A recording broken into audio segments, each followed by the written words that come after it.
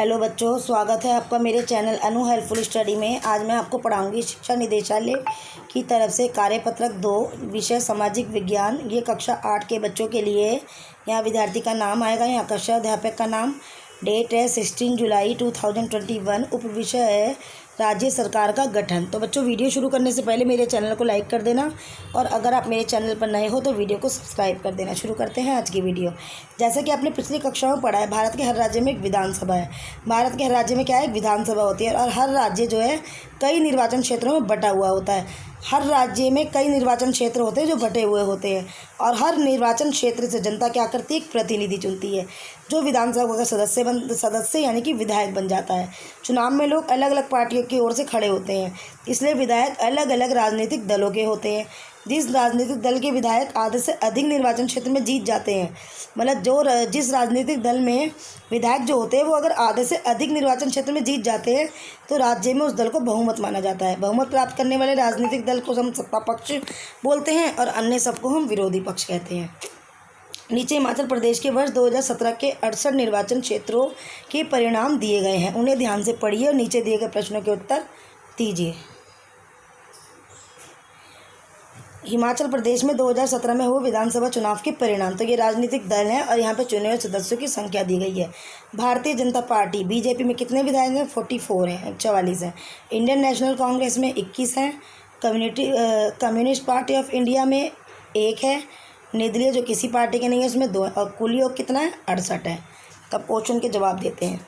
बहुमत प्राप्त करने के लिए किसी भी राजनीतिक दल को कम से कम कितने चुने हुए सदस्यों या विधायकों की आवश्यकता होती है। तो यह भी हमने ऊपर देखा था, कम से कम कितनी चाहिए, यहाँ से लगाएंगे।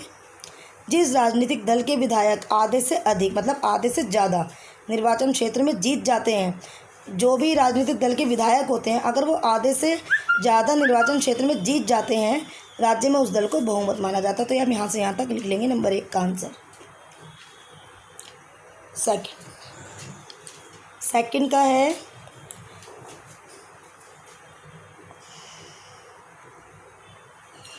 उपरोक्त में से कौन सा दल राज्य सरकार का गठन करेगा अथवा सरकार बनाएगा।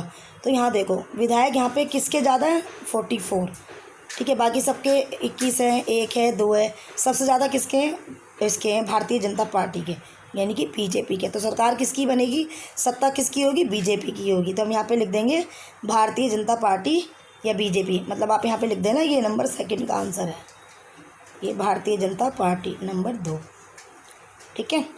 यहाँ आ जाएगा आपका भारतीय जनता पार्टी। उपरोक्त दलों में से कौन से दल विरोधी कहलाएंगे। अब ये देखो, भारतीय जनता पार्टी कौन हो गई, ये तो सरकार हो गई, ठीक है। अब बाकी के जो ये 3 बचे हैं, ये कौन हो गए, ये विरोधी दल हो गए अब, ठीक। तो यहाँ पे ये आ गया नंबर 3 का आंसर। भारतीय जनता पार्टी तो हमारी उसमें चली गई सरकार में, उसकी सरकार बन गई है क्योंकि विधायक ज़्यादा है। अब बाकी के जो 3 बचे हैं वो विरोधी दल कहलाएंगे, ठीक है।